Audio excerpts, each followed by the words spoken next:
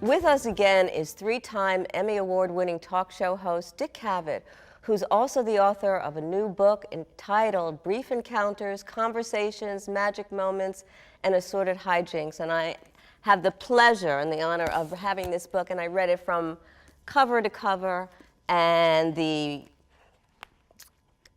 foreword is by Jimmy Fallon, who just says you are wonderful, really wonderful. So let's get back a little bit. It's amazing, and his foreword is worth the price of the book. I think it's good. And also Mel Brooks' wonderful blurb. Yes. Do you want to read that to the viewers? It's very short. It's on the cover there. Okay. Or I can. Go ahead. Why don't you do it? Oh, there it is. The best bathroom reading ever written. Each story takes just the right amount of time. The right amount of time to be in the bathroom. That's great. Yeah, that's Mel for you.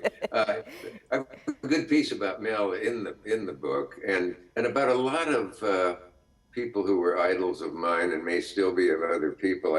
I found out that a lot of people wrote, I cried when I read that part of your column about James Gandolfini, right, or the death of Jonathan Winters, or the death of Sid Caesar.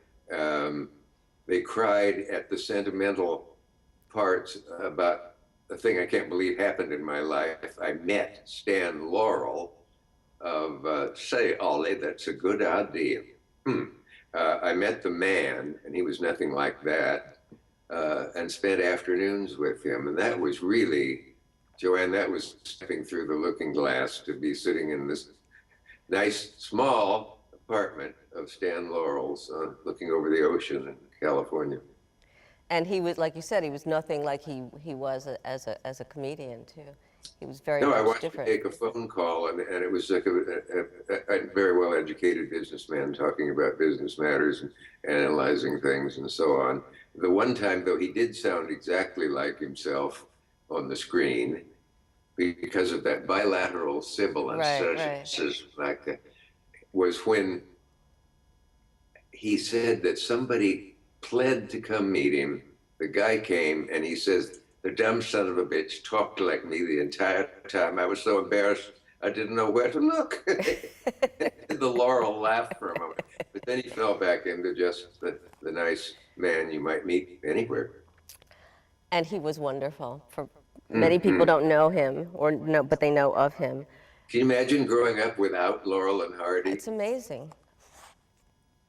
There's something in your book that's disturbing to me. Not that you did, but this was something that Ivy League schools did. You were at Yale. They had what's called mandatory posture pictures. What is that? I mean, help us out here. I don't expect anybody to believe it. I was shocked.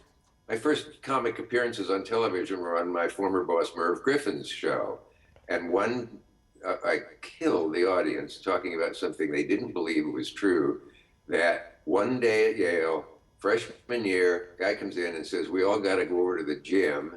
And they stripped us naked and took pictures of us in 3 angles. You got 3 provocative poses. And the idea was, this is to see if you go into posture class, which is good for your health and so on. They did this throughout the Ivy League. I'm sure Jane Fonda had it after. So Nora men Ephron. men and women, right? Yeah, men and women both. Nora said it was harder on women, and I can understand that somewhere. I mean, it's a overweight physical preoccupation with their how they look and so on. Men parade around naked all the time. And some of my jokes were along the level of one guy tried to get his retouched and, stuff like that. But it was sinister. And years later, it turned out it was an entire fraud on us. For what? Some crack-brained, what was his name, who had the somatotypes, the mesomorph, the megamorph, the whatever kind of body, and your body determined your fate and your interests and so on. It was, it went along with the eugenics of the master race.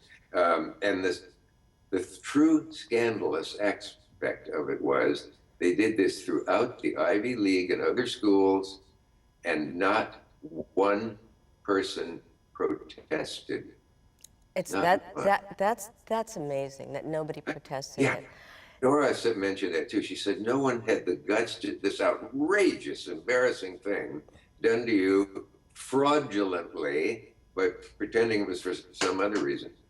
And not one, does that say something about the age we were in the late, middle of late 1950s, that nobody protested? We certainly got protest later, didn't we? Right. I think it was. I think it did speak to the age, and afterwards there were a lot of protests that really made up for that. Dick Cavett, you are incredible. I wish we had so much more time because we've only Me touched a too. tiny There's bit of this a book. Groucho, a lot of sex in the. Oh, sorry. Yeah, we didn't get to sex yet. I mean, We what didn't we get need to to say, get to well, sex, I but we're going to speak have for you myself, back. but Folks, read this book, Power Your Life. We'll be right back. Ahead, what's hot for next week.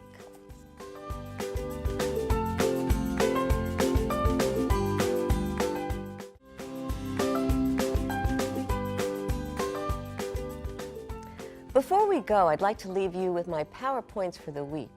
Courage comes in many forms, and it's about choosing to move forward and to do something that you may never have tried before, and initially you may not feel comfortable with. Maybe it's taking a new course, or speaking in front of an audience, or perhaps it's playing an instrument, or taking a language, or maybe it's breaking up with a new person who isn't right for you. No matter what it is, choose to do it.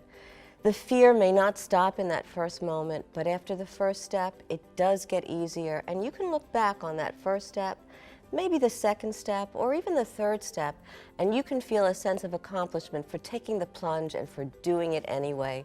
Leave your comfort zone, try something you've longed to do, and reward yourself for breaking the mundane cycle by doing something different, something extraordinary, like you are. Thanks for being with us today. Next week, we celebrate Veterans Day with a very special Power Your Life show. You'll meet 2 women veterans who are giving back by helping support other veterans and military families. Find out how.